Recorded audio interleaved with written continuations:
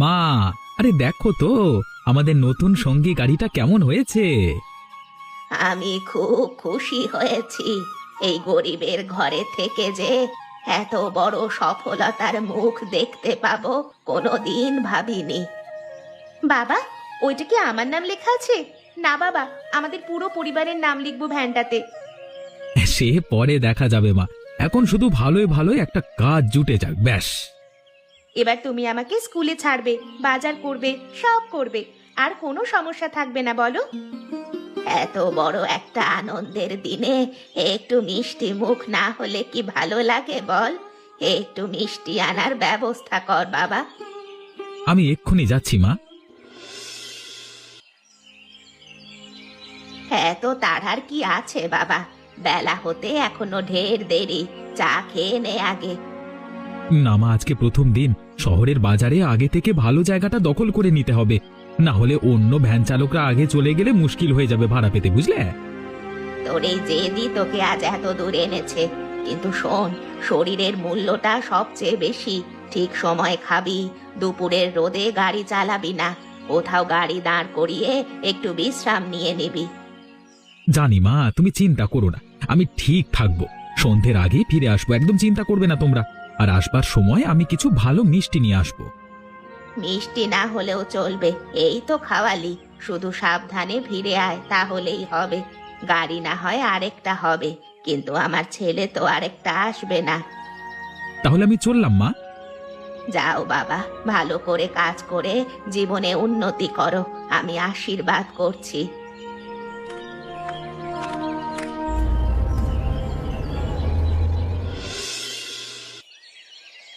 দেখলি তো ঝন্টু, ওই যে কালু নচ্ছার বেটা রোজ নিত্য নতুন গাড়ি আনছে, নিজেকে বড় সাহেব ভাবছে নাকি?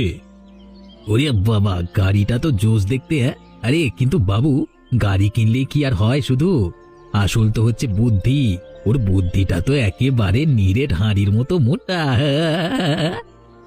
কথাটা অবশ্য ঠিক বলেছিস, কিন্তু ওর মতো গরিব চাষাভুষো যদি আমাদের এলাকায় এসব চমক দেখায়, তাহলে এতে আমাদের নামে কাদা ছোঁড়াছুড়ি হয়, বুঝলি? তাহলে কি করা যায় বলুন তো বাবু? শোন, আমাদের কাছে এই গ্রাম, গ্রাম মানে একটা শরীর, আর শরীরে এই এদের মতো ছোট লোকদের রোগ ঢুকলে তাকে তো দূর করতেই হবে। প্রথমে মাথাটা ধরে টান, বাকিটা পরে দেখা যাবে। দরকার হলে সুযোগ বুঝে একেবারে খতম করে দিতে হবে। জি আগে বাবু। কাকা, নতুন গাড়ি কিনেছি, তাই বলছিলাম আপনার ঠিকানায় নিয়মিত গুড়ের চালানটা আমার গাড়িতে দিলেই হয় না? হ্যাঁ, দরদামের বিষয়টা আমি অন্যদের থেকে কম নেব, কথা দিচ্ছি। না না বাপ, এখন দরকার পড়বে না। ওই ঝন্টুদা আছে, ও নাকে ছাড়ার কাউকে আমার কাজ আমার যে কাজ করাই না। আরে কালীপদ, নতুন গাড়ি নিয়ে বাজারে আসা হলো নাকি? বাহ, খুব ভালো। ধন্যবাদ ঝন্টুদা, তা একটু কাজের সন্ধান করছিলাম। তুমি তো এখানকার চেনা লোক, যদি কেউ থাকে তো। অবশ্যই অবশ্যই, আরে তুমি আমাদের গ্রামের ছেলে, তোমার জন্য অবশ্যই চেষ্টা করবো। কিন্তু জানো, আজকাল বাজারে নতুন গাড়ি আসলে লোকের একটু সন্দেহ হয়। সবাই ভাবে হয়তো চুরি চামারি টাকায় করেছে। কি বলছো কি তুমি? আমি তো এসব ভাবতেও পারি না। আর তাছাড়া নতুন গাড়ি কিনেছি, আমার কাছে সব রসিদ আছে। ওগুলো থাকলেই হয় না ভাই, এখানে অনেক কিছু লাগে। তুমি একটু সোজা মানুষ, বুঝবে না। ঠিক আছে, চিন্তা করো না, আমি দেখব। তাহলে আজকে কিছুই জুটলো না, বাড়ি ফিরি, কি আর করা যাবে? এরকম কতদিন যাবে কে জানে।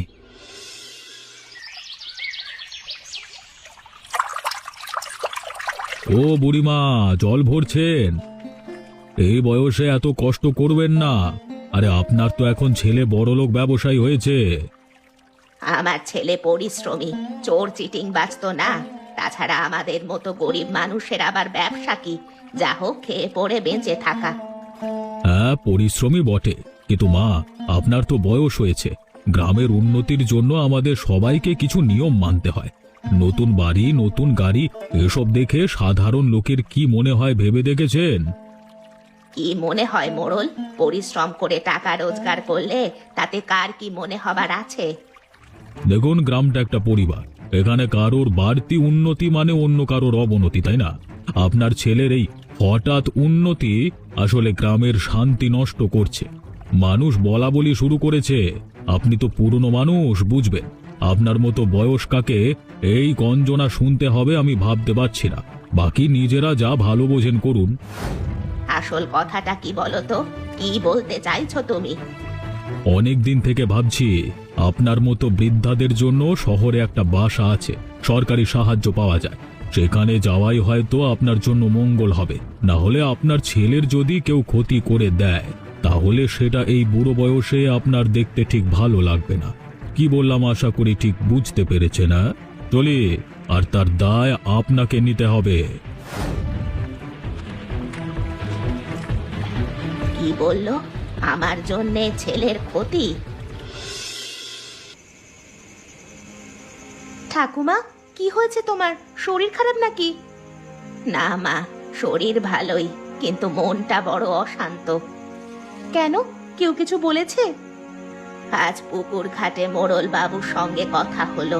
ওর কথায় মনে হচ্ছে আমরা এই গ্রামে বেশি উন্নতি করলে হিংসা বাড়ছে লোকের। আর বলল আমার জন্যই নাকি আমার ছেলের ক্ষতি হবে। কি? সে আপনাকে এমন কথা বলেছে? সে কে এইসব বলার? তাকে কে অধিকার দিয়েছে? শোন মা, রাগ করিস না এখন।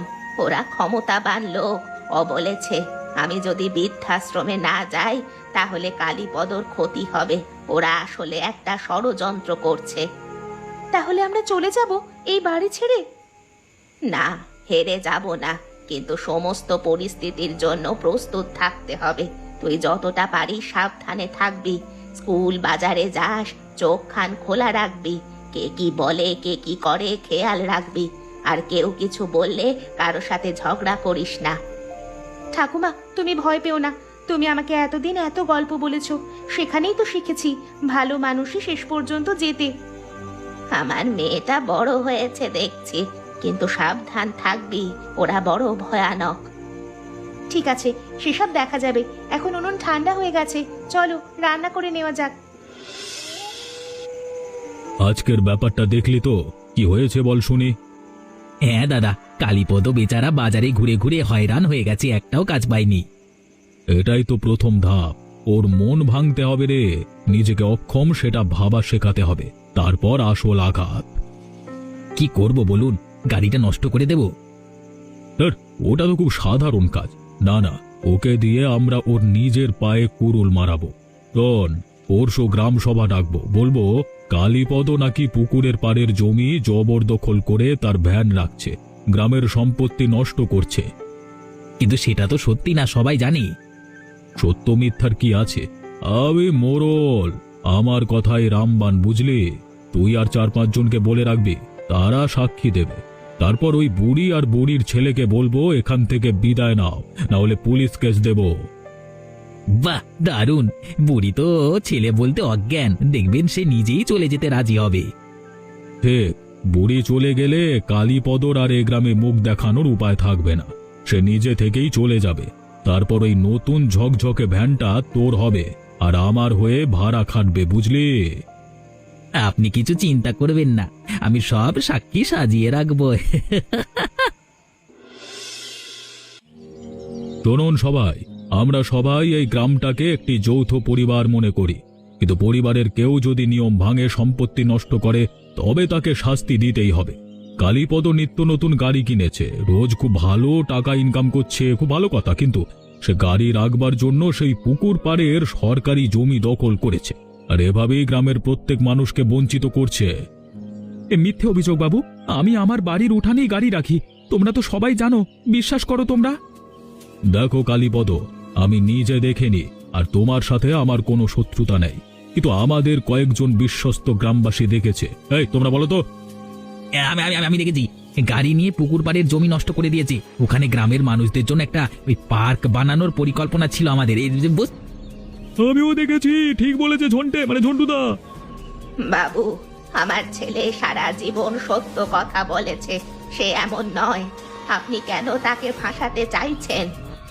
বুড়িমা, আপনার বয়স হয়েছে, আপনার ছেলের কাজের জন্য আপনি দায়ী নন, কিন্তু এই অপকর্মের দায় নিতে হলে হয়তো আপনাকে গ্রামের নিয়ম অনুযায়ী সরে যেতে হবে, নইলে পুলিশ ডাকতে আমরা বাধ্য হব। কি? আমার মাকে পুলিশে দেবে? এত বড় কথা! থাম বাবা, কিছু বলিস না। ওরা প্রস্তুত হয়ে আমাদের ফাঁসানোর জন্যই এসেছে। শোন বাবা, আমরা চলে যাব। মা কিন্তু এখন না, তবে আমাদেরও সময় আসবে। এই অপমানের প্রত্যেকটা উত্তর আমরা দেব, নিজেদের কাজের মধ্যে দিয়ে দেব।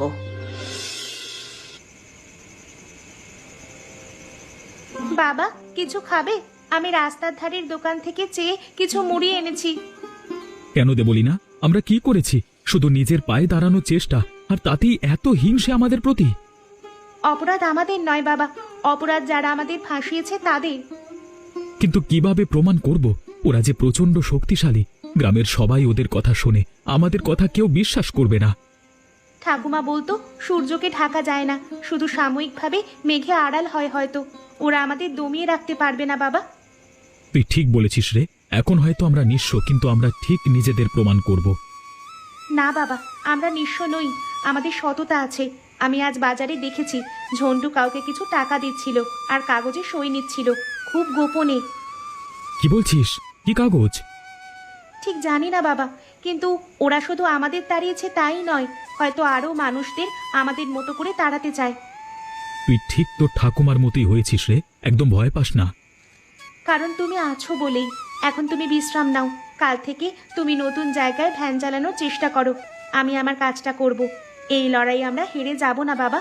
আর আমি তোমার জন্য কিছু খাবার নিয়ে আসছি, তুমি একটু অপেক্ষা করো। মাল ঠিক থাকলে পরের সপ্তাহে ডবল সাপ্লাই। কোনো সমস্যা নেই, এখানে এখন পুরো কন্ট্রোল আমার হাতে, ঠিক আছে?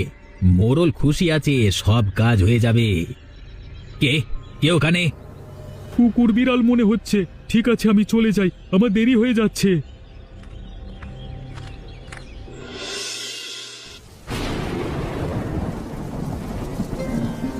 আজকে আবার বৃষ্টিতে ভিজে এসেছিস, ঠান্ডা লাগবে না তোর? তুমি আমার জন্য চিন্তা করো না বাবা, তবে আমি আজ একটা জিনিস কুড়িয়ে পেয়েছি, তোমাকে দেখাবো। কি জিনিস রে? এই যে ইট ভাটার পাশে আমি ঝন্টু কাকার সাথে একটা অচেনা লোককে দেখলাম। ওই ট্রাকের নম্বর আমি মনে করে লিখে রেখেছি। আর এই দেখো, একটা ভিজে রসিদের টুকরো পেয়েছি।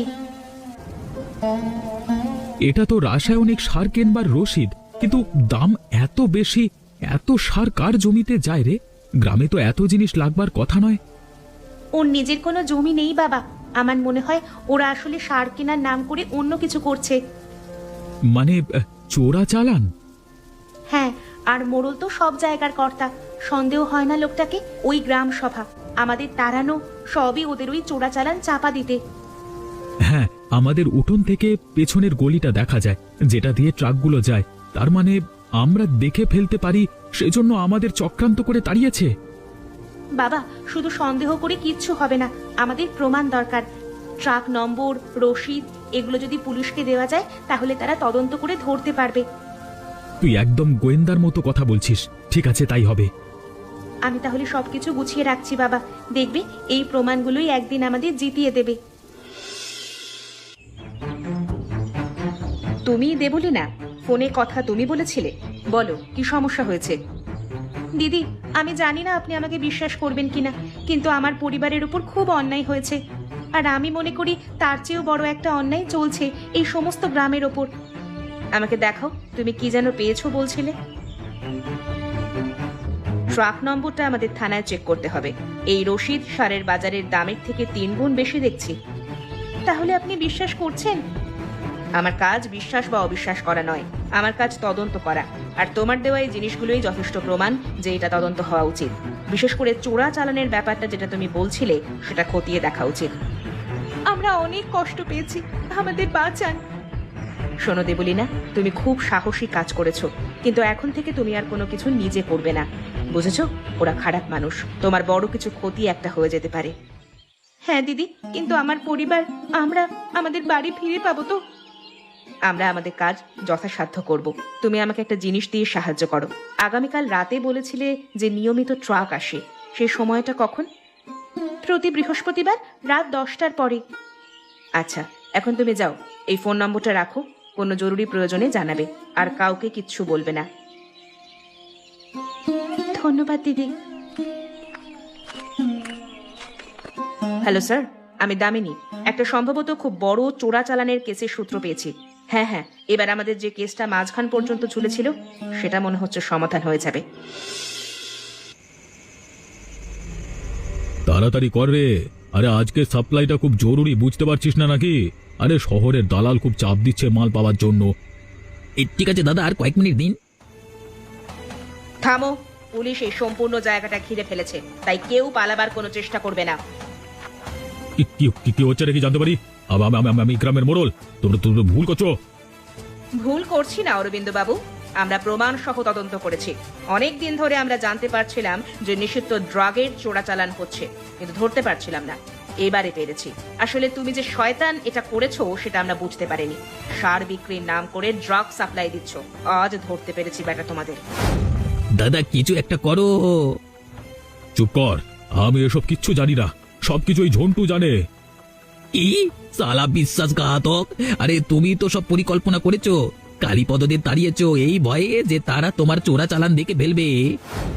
আমি তোমাদের বারবার বলছি, আর তোমরা আমার কথা বিশ্বাস করতে চাইছো না কেন? আমার এত ক্ষমতা, আমি কিন্তু তোমাদের চাকরি খেয়ে নেব বলছি। আর ভয় দেখিয়ে লাভ নেই। ধন্যবাদ। আর আমাদের বুঝতেও কিছু বাকি নেই। এই তোমরা দুজন, এই দুজনকে গ্রেফতার করে নিয়ে যাও, আর পুরো রাস্তাটা পেটাতে পেটাতে নিয়ে যাবে। কোমরে দড়ি বেঁধে গ্রামের মানুষদের মধ্যে নিয়ে এমন ভাবে টানতে টানতে নিয়ে যাবে যাতে সবাই বুঝতে পারে এদের আসল চরিত্র। হ্যাঁ স্যার, সফল হয়েছে, সবগুলো গ্রেপ্তার হয়েছে, আর সেই পরিবারটি নিষ্পাপ প্রমাণিত হয়েছে। এরা প্রচন্ড বড় একটা চক্রের সঙ্গে জড়িত। পুরো চক্রটাকে ধরার জন্য শহরের নানান জায়গায় রেড করতে হবে। পরিবারটাকে তাদের ঘর ফিরিয়ে দেওয়ার ব্যবস্থা করছি এখন আমরা।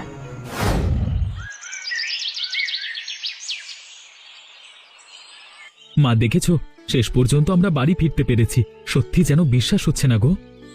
আমি তো বলেছিলাম, মিথ্যা কালো মেঘের মতো সূর্যকে ঢেকে দিলেও কখনো সম্পূর্ণভাবে আড়াল করতে পারবে না। আর আমাদের সততা হচ্ছে সেই সূর্য, যে একদিন সব মেঘ কাটিয়ে বেরিয়ে আসতে পারে। এবার কেউ আমাদের তাড়াতে পারবে না ঠাকুমা। তুই এইটুকু বয়সে যা সাহস দেখালি, তার জন্যই তো আমরা সবকিছু ফিরে পেলাম। পুলিশ বলেছে মোড়লের সব জমি জমা বাজেয়াপ্ত করবে, ক্ষতিপূরণের টাকা আমাদের মতো ক্ষতিগ্রস্তদের দেওয়া হবে। গ্রামের লোকেরাও এখন বুঝতে পেরেছে সব সত্যি, তাই সবাই এখন ওদের বদলে আমাকেই কাজ দিতে চায়। তার মানে সত্যিই স্বপ্নটা আমাদের পূরণ হলো, বলো বাবা? দেখ বাবা, এই উঠোন, এই আকাশ, এগুলোই আমাদের আসল সম্পদ। গ্রামে জন্মেছি, গ্রামের মতো করে বেঁচে থাকবো। এখন থেকে আমাদের নতুন পথ চলা শুরু হবে। হ্যাঁ মা, এবার কেউ আমাদের দমাতে পারবে না। এতদিন পড়ে থেকে থেকে ভ্যানটা একটু জং লেগেছে, আমি পরিষ্কার করি। হ্যাঁ বাবা, অনেকদিন পর আমার স্কুল যেতে ইচ্ছা করছে। আমার স্কুলে দেরি হয়ে যাচ্ছে বাবা। আয়, তোকে আজকে আমাদের নতুন ভ্যানে করে ছেড়ে দেব। আয় আয়, তাড়াতাড়ি চল।